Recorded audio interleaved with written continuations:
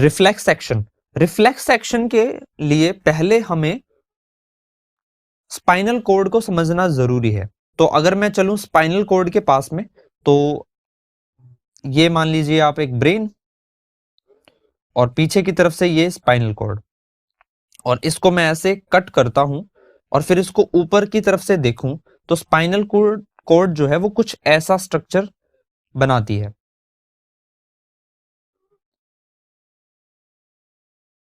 पहले ड्रॉ कर देते हैं इसे।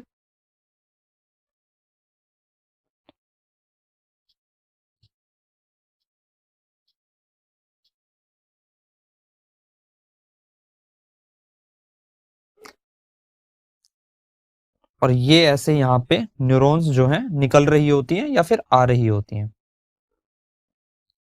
ओके, और इसको हम देख कैसे रहे हैं, टॉप व्यू में इसको देख रहे हैं, यानी ये जो है इसका क्रॉस सेक्शनल एरिया है। अब इसमें आपको एक चीज ध्यान रखनी है कि बाहर की तरफ जो है वो ग्रे वाला पोर्शन होता है, अंदर की तरफ सॉरी ग्रे वाला पोर्शन होता है, बाहर की तरफ व्हाइट वाला पोर्शन होता है। तो व्हाइट जो पोर्शन है वो बाहर की तरफ है यहाँ पे, और अंदर जो है वो ग्रे वाला पोर्शन है। तो पहले हम ग्रे को बना लेते हैं। तो ग्रे वाला पोर्शन कुछ ऐसा नजर आता है यहाँ पे।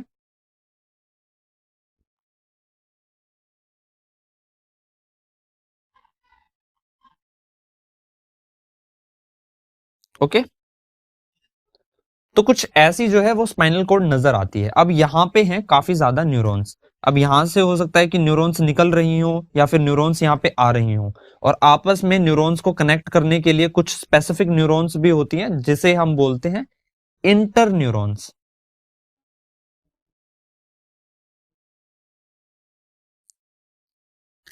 तो जब इतना बेसिक आपका क्लियर है तो आगे बढ़ते हैं रिफ्लेक्स एक्शन के बारे में। ध्यान रखना कि रिफ्लेक्स एक्शन जो है वो मेनली स्पाइनल कॉर्ड हैंडल करती है।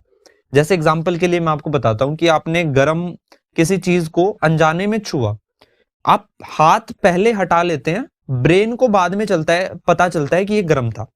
कभी आपने नोटिस किया हो तो आपका हाथ पहले हट जाता है, उसके बाद में आपको रियलाइज करता है कि ओहो ये तो गर्म था।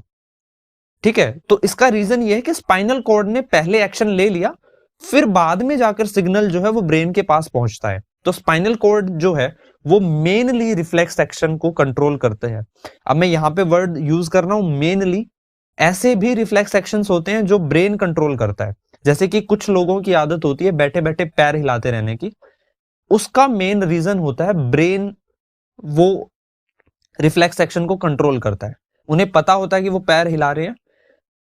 ये इस तरीके के जो रिफ्लेक्स एक्शंस होते हैं वो ब्रेन कोऑर्डिनेट करता है। तो अगर मैं बात करूं रिफ्लेक्स एक्शन की, तो mainly controlled by spinal cord. Okay, चलिए बात करते हैं कि ये घटनाएं घटती कैसे हैं। तो चलो एक बार के लिए मानते हैं कि हमने एक पेशेंट के नी पे ये हैमर मारा। ये हैमर जो है हम रिफ्लेक्स एक्शन चेक करने के लिए ही यूज करते हैं। तो हमने इसको मारा, तो यहां पर कुछ न्यूरॉन्स होंगी जो कि सिग्नल्स को सेंस करेंगी, इन्हें बोला जाएगा सेंसरी न्यूरॉन्स। सेंसरी न्यूरॉन्स के बारे में मैंने बताया था, जो कि ब्रेन तक सिग्नल लेके जाती हैं, मतलब सिग्नल पहुंचाती हैं। तो सेंस ये करेंगी। सेंसरी ये जो न्यूरॉन्स हैं ये जाएंगी पीछे की तरफ से, यानी डोर्सल रूट के। अगर मैं बात करूं आपसे, मैंने स्पाइनल कॉर्ड ऐसे काटी और ऊपर से देखा, तो जब मैं इसको देख रहा हूं तो आप ये मानिए कि ये लाइन से आगे वाला ये जो रीजन है ये आगे की तरफ है, यानी वेंट्रल है, और ये जो पीछे वाला रीजन है ये है डोर्सल। तो जो सिग्नल जाता है ब्रेन के पास वो पहुंचता है डोर्सल वाले रीजन से। वेरी वेरी इंपॉर्टेंट कि सेंसरी न्यूरॉन्स का रूट कौन सा होता है, तो मैं यहां पे मेंशन कर देता हूं। सेंसरी न्यूरॉन्स का जो रूट है वो डोर्सल होता है, यानी पीछे की तरफ से जो है वो सिग्नल जाता है। मैंने इसी तरीके से याद किया था कि जो सिग्नलिंग है वो पीछे की तरफ से जाती है। अब ये जो सिग्नल है ये पहुंचता है ग्रे मैटर के पास में, और ग्रे मैटर के अंदर यहां पर कुछ ऐसी कंडीशन होती है, ध्यान से देखना, कि ये जो सेंसरी न्यूरॉन है इसको कनेक्ट करती है एक इंटर न्यूरॉन, ये है इंटर न्यूरॉन, और इंटर न्यूरॉन जो है वो फर्दर जाकर कनेक्ट होती है एक मोटर न्यूरॉन से। आपको मैंने बताया था कि मोटर न्यूरॉन का मेन काम क्या होता है, सिग्नल को ब्रेन से लेकर मसल तक लेके जाना या किसी ऑर्गन तक लेके जाना, यानी काम करने का जो मेन ऑर्डर है वो मोटर न्यूरॉन लेके जाती है। एक चीज और नोटिस करना कि ये पीछे की तरफ से सिग्नलिंग आई और ऑर्डर जो है वो आगे की तरफ से गया, यानी वेंट्रल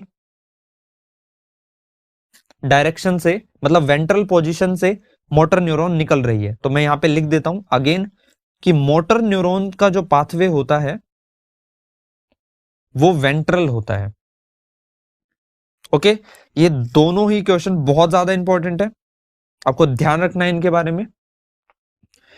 जब ये सिग्नल यहां पर मसल के पास पहुंचा तो मसल को एक्ट करना होगा, यहां पे मसल के पास स्टिमुलस आया और ये जो पैर यहां पे ऐसे था ऐसे, अब ये आगे की तरफ हो जाएगा और ये जो सारा काम हुआ है इसको हम बोल रहे हैं रिफ्लेक्स एक्शन। ये बहुत ही फास्ट प्रोसेस होती है, बहुत ही फास्ट प्रोसेस होती है, आपको पता भी नहीं चलता, उससे पहले ये प्रोसेस हो चुकी होती है।